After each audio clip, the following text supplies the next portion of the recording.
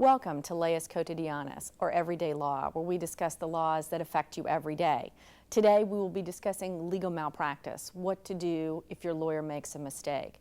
And simply because you lost doesn't mean that you have a claim against your lawyer. Please join us coming up next on Leyes Cotidianas.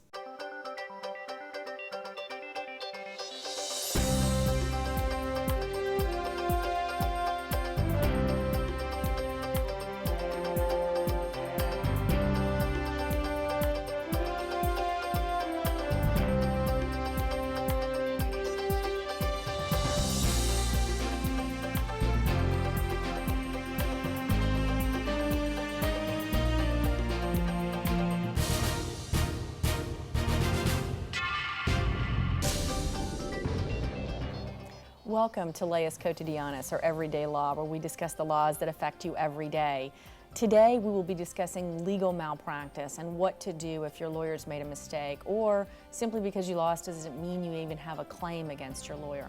And we've got joining with us today two guests who have really specialized in this area of legal malpractice.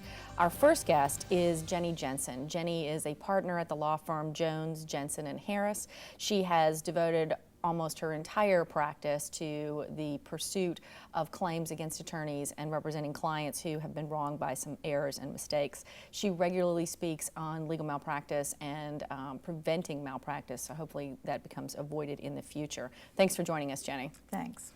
We also have with us Shannon Sprinkle. Shannon Sprinkle is with the law firm of Carlock, Copeland & Stair. Shannon has devoted her practice primarily to defending attorneys who may find themselves faced with a legal malpractice claim. Shannon regularly speaks on legal malpractice and hopefully preventing malpractice as well. Thank you for joining us as well. Thank you, Charlotte. Nice to be here. All right, let's talk a little bit about, people hear legal malpractice and they may not necessarily understand what that means. Jenny, let me start with you.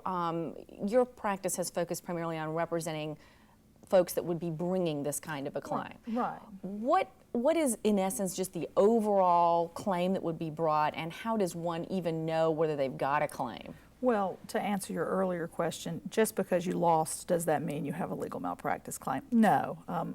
Oftentimes cases are lost simply because the facts are not on your side or the law doesn't apply in a way that will allow you to recover. When you have a legal malpractice case, though, is when you have a lawyer, and lawyers owe duties to their clients to represent you in basically a very workmanlike way and hit a certain standard of care. And when your lawyer doesn't hit that standard of care, doesn't file pleadings on time, doesn't get your case filed before the statute of limitations or the deadline for filing the case is required to be met, or fails to do other things during the course of the representation that causes you to lose your case, then you'll probably have a case for legal malpractice.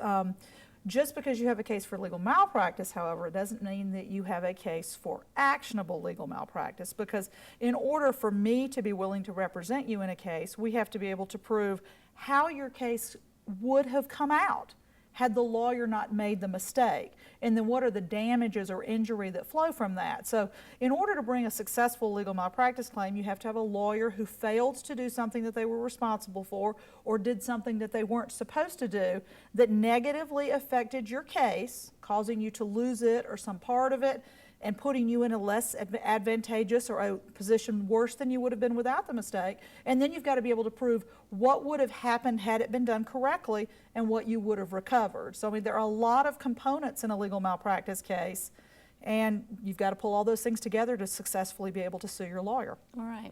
Shannon, let me turn it now to you. You primarily represent attorneys who may be faced with a legal malpractice claim. How is it that you would become involved? How would a lawyer who has a client who now maybe has had a bad result and they're clear that the lawyer, that the client is upset about it, how would you get involved, and what's that process? Well, normally, the lawyer either knows that he's made a mistake or the client seems to be suggesting that he made a mistake, and so he sort of has noticed that there's a potential claim. And most lawyers have E&O insurance, so malpractice insurance, and if they have that insurance, they will typically contact their carrier and say there may be a claim here or somebody may be making a claim against me.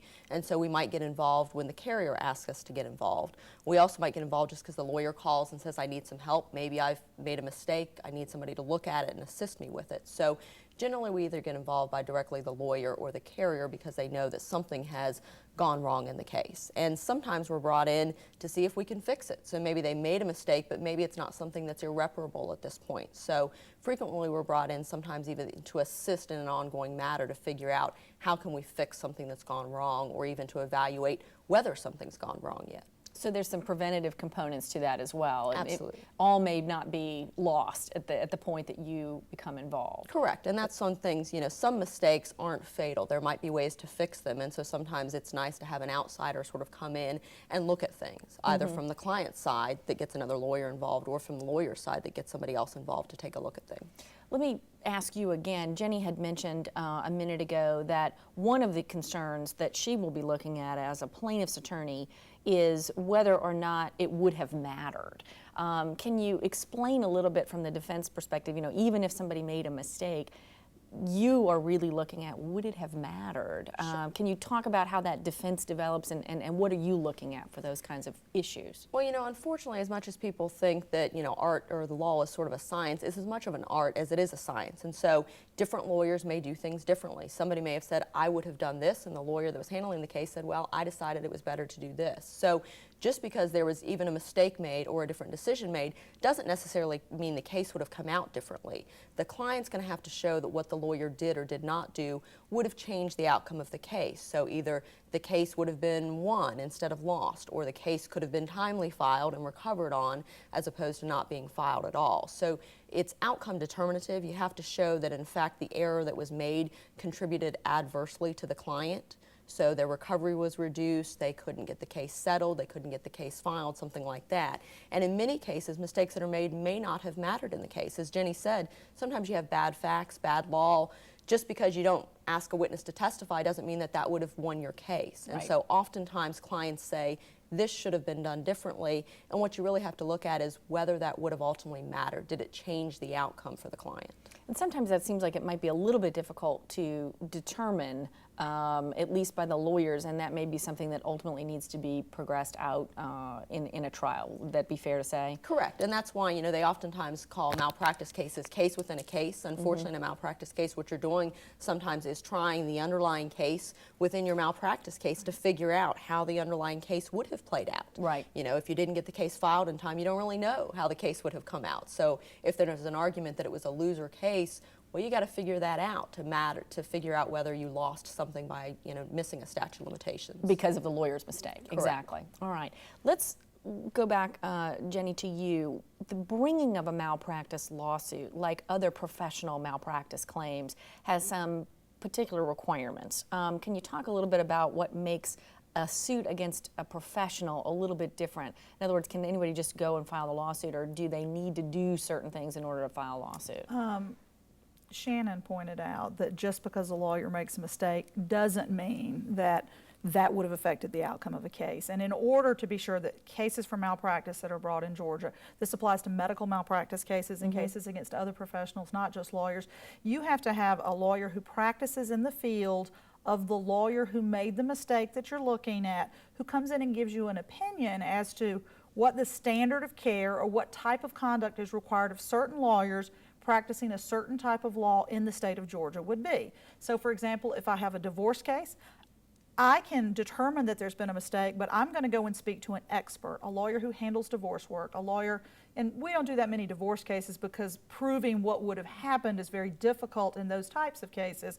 But in a medical malpractice case, we'll talk to a lawyer that does medical malpractice, and then that lawyer has to issue an opinion for us in the form of an affidavit. And until we have an affidavit from a licensed expert who does the same type of work as the lawyer who made the mistake, we can't file a complaint. So there are lots of steps in place to make sure that when these claims are brought, they've been vetted by professionals other than just the lawyers bringing the case. Okay. If that answers your question. Absolutely. And let me ask you this. Obviously, lawyers have differences of opinion. So the fact that you have a lawyer who has looked at it, who's a specialist in this particular area, does that preclude the defenses that the lawyer may have? Or are there still defenses available to him simply because one person said, I know these kinds of cases, I do this, and I think this was below the standard of care of malpractice?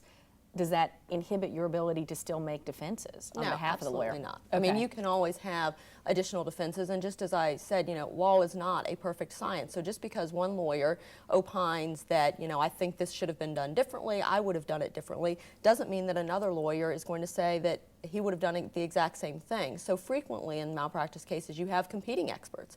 A lawyer or an expert for the client that says it was done wrong, an expert for the lawyer that says it was not done wrong.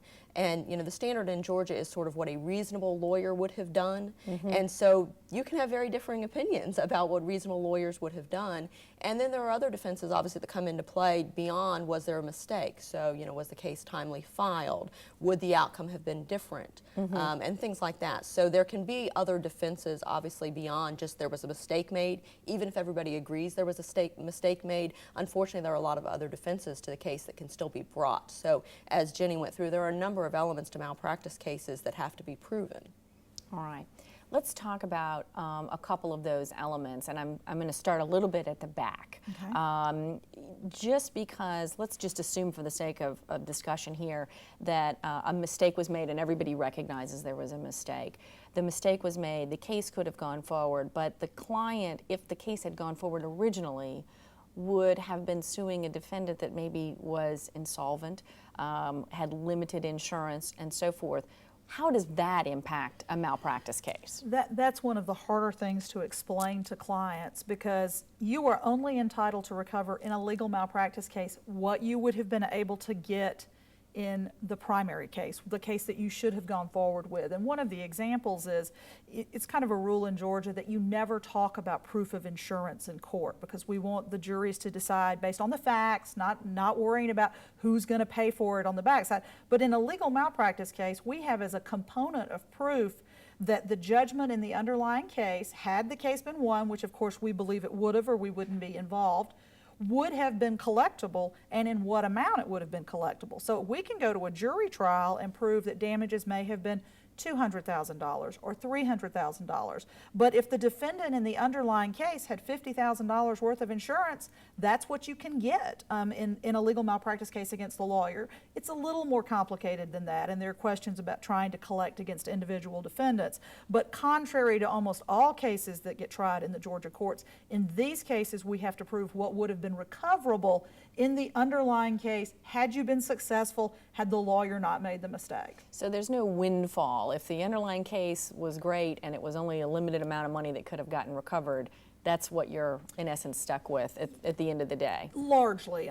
In certain situations, depending on the level of conduct by the lawyer. In most of these cases, we're talking about negligence. The lawyer didn't get something filed on time. He didn't make a mistake. Sometimes lawyers make more serious mistakes that can relate to their fiduciary duties, their responsibilities to clients, and if they don't discharge those, we can occasionally get punitive damages because we don't want them to behave that way again, or we can get attorney's fees. But other than those things, and those are in pretty rare situations, you're usually stuck with what you would have gotten in that underlying case. All right. We've got to take a break right now, but when we come back, we'll talk about the fiduciary duty issues and many more. Please join us in a few minutes.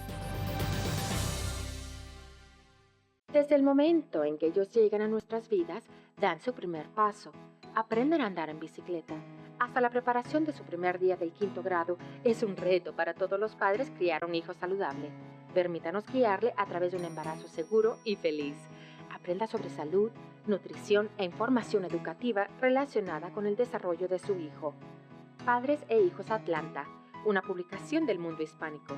Recoja su copia gratis hoy. ¿Cuál es su tesoro más preciado? Welcome back to Leyes Cotidianas. Before the break, we were talking about legal malpractice claims and, in essence, proving that it would have come out a certain way, and then if that other client or the other defendant in the case didn't have a lot of funds, then you're not going to get a windfall suing the lawyer. You're really sort of limited to what is it that you really would have gotten in the underlying case.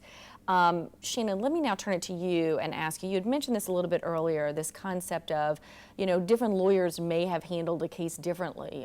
Some might have been more aggressive, some might have been a little bit more passive. Talk to me a little bit about how is it that just because one lawyer does it a particular way, does it mean it's malpractice, or is it really a strategy call on their part? Sure.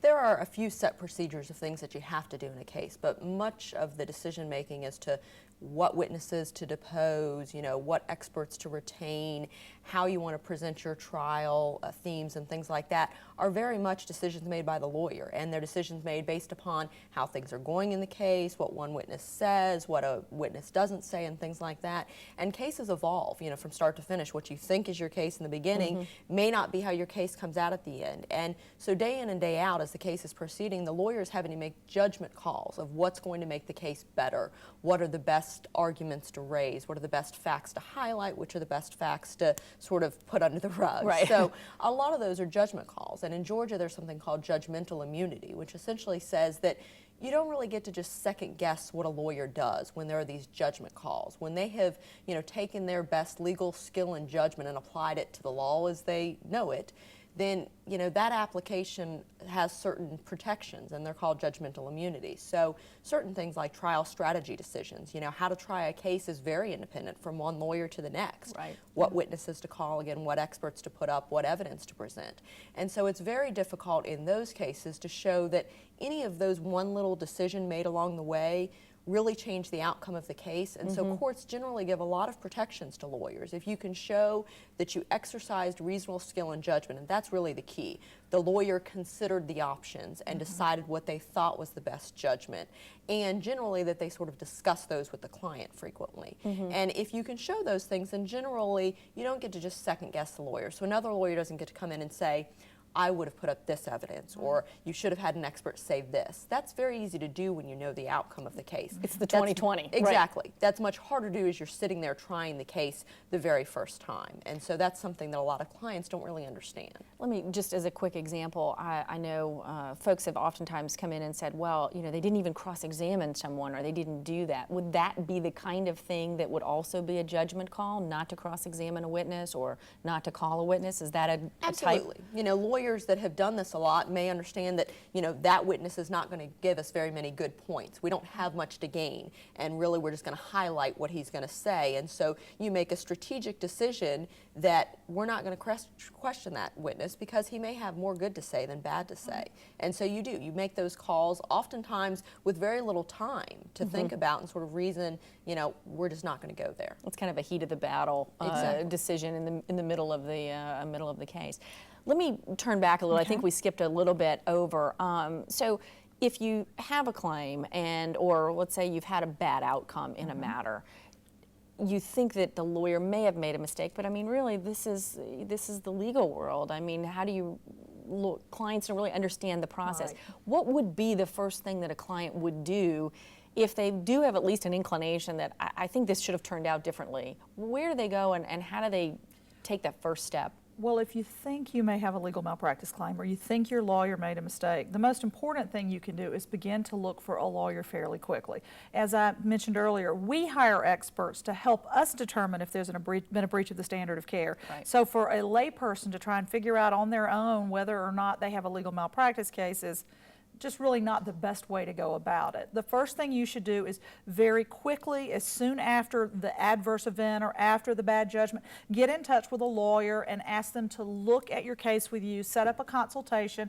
Most firms do an initial consultation for free. A lot of legal malpractice work is done where the lawyer's recovery is a part of what the lawyer recovers for you, so the fees can be much more manageable for people who can't pay hourly up front. But you want to get in to see a lawyer fairly quickly. Now, in Georgia, you have generally 4 years from the time that the bad thing happens, for lack of a better word, to get your claim filed. But a lot of times, as a client, you have a responsibility. Okay, so your lawyer's messed up your case and you've lost, but many times, as Shannon mentioned earlier, on the lawyer side, there are things you can do to fix it. Well, if you just sit back and let the situation get worse and worse and worse and worse, Shannon's going to show up against me in court and say, you know, you could have stopped your damages at $50,000. We didn't have to get to $300,000. You let this happen. So it's also really important to get in to see a lawyer to help you figure out what, if anything, can be salvaged and what your actual damages because of the lawyer's conduct are.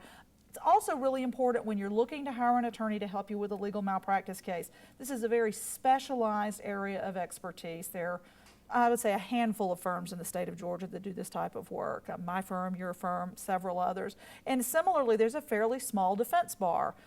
Ms. Sprinkle's firm, and I can think of 4 or 5 others that we regularly deal with. So if you find a lawyer who regularly handles malpractice cases, A, they're going to understand the law better. They're going to be better qualified to help you decide if you have a claim, and they're going to know the players on the other side. It's so beneficial to know when you talk to a client, oh, well, this case has insurance from this company. They're likely to be represented by this firm. And there are 4 or 5 people over there that we know that do this. You have a much better sense of how a case is going to go if you know who the players are that are going to be involved for the lawyer, the insurance company, and the client. So the big message is talk to a competent, qualified lawyer who has expertise in the area as quickly as possible after a mistake. Make sure to bring as much of the material that you can related to your case to help that lawyer in figuring out what went on. Shannon, let me ask you this. Jenny brought up a good point as to mitigation. Obviously, your folks, you coming in hopefully at an early stage, will want to do everything you can to try to fix it. I mean, the legal malpractice case is really the last resort. Tell me a little bit from your side, from a defense side. Jenny mentioned that that'll be the first thing you bring up. Tell us what that defense sounds like. I mean, what is the kind of thing that you would be arguing from a mitigation standpoint? Well, there are some cases, in some situations, maybe a motion was lost at the trial court level, and maybe the attorney says, I think we should appeal this. I think it was a wrong decision by the court. And the client, for whatever reason, says, no, I don't want to appeal. I just want to move forward. I want this case to go on. Well, that may have been a very big factor. In fact, maybe the judge was wrong. Maybe the lawyer, in fact, didn't even mess up, and it was something that could be overturned or appealed. So in some cases, some of these things have to play out. Some things that look like mistakes may not be mistakes. They might be fixable, as we said, if you carried things out. Other things, if the client just walks away and says, well, I didn't get enough money to settle this case, so you didn't do good and I'm going to settle it, but I'm going to sue you later. Well, you don't have to settle your case. If you don't think that the case should be settled, then you don't settle the case and you go on to trial. So sometimes, and this is where it can be very difficult between clients and lawyers that they think have made a mistake, sometimes these decisions need to be made and you need to decide whether to continue the process, what else you can do to fix it. And that's where a lot of times it's helpful for the lawyer to go talk to another lawyer, because it may be that the lawyer and client can't continue to work together because of these issues. And you have a conflict that comes up. And so yeah, that's exactly the point I was going to raise is the relationship between the attorney and the client needs to be very simpatico. So if it becomes a scenario where the client's accusing the lawyer of something and then the lawyer's feeling, obviously accused wrongfully or otherwise, you start to get into a disconnect. I think, Jenny, you mentioned the question or the concept a little bit earlier of a fiduciary duty, and I think we're starting to kind of touch on that topic. Tell us, if you just can, sort of briefly, what is a fiduciary duty and why is that different from just simply making sure that you've checked the boxes and done the case correctly? What's a fiduciary duty? Well, under the ethical rules and the obligations that govern lawyers, we have what's called a fiduciary duty to our clients. And what that very simply means is that as a lawyer, I am required to put my client's interest ahead of my own. So no matter what is going on, no matter what would be helpful to me in a situation if I'm in a dispute with my client, I am duty bound to put their interest first, which ties back into what Shannon said about a conflict of interest. At the point in time at which, a client has threatened me with litigation, or my client is preparing to threaten their lawyer with litigation, the lawyer now has an interest in protecting themselves, whereas the client has an interest in having their interests put first. So that's the type of conflict that develops. It kind of derives from the fiduciary duty. Now, in many of the cases I've handled in the past, we have come in as a third party and served kind of as an intermediary between the lawyer who committed the mistake and the client who still has an ongoing matter, or there's mitigation that can be done. And we work collaboratively with the lawyer, the client, the insurance company, the insurance lawyer, to try and help see the process through, because the duty to mitigate falls on everybody. We all have to do the best we can to fix this problem before we can figure out who's responsible and for what. And start pointing fingers. And start pointing fingers. And in most cases, until a case is completely over, appeals have been exhausted, you don't know what the effect of the malpractice was. So sometimes, most of the time, it's best to see a lawyer once the case has been lost. But if you have a feeling that and this is another thing that is an issue more and more these days, if you have a client representing you and they're not responding to you, they're not communicating with you, and you don't feel like they're doing a good job, really you need to, they still have a duty to do that, and it doesn't absolve them. But if you feel like a lawyer is not representing you, you've got to go and talk to someone else. Find another lawyer who practices in the area. You've got to try and protect yourself. Even though it is your lawyer's responsibility to protect you, you need to mitigate as well while you think something's going on. If you follow me. Absolutely. Let me ask you now, because I get this question a lot, and Shannon, let me turn it to you. A suit against a lawyer for malpractice does it have any impact at all in their ability to practice law and their license? How are those two things related, if you could tell us that? Generally, no. A malpractice suit has nothing to do with your license. There are separate proceedings. A civil malpractice suit is entirely different from a proceeding before the bar. And if a client wants to complain about a lawyer before the bar, they file an ethical grievance, and the bar evaluates that.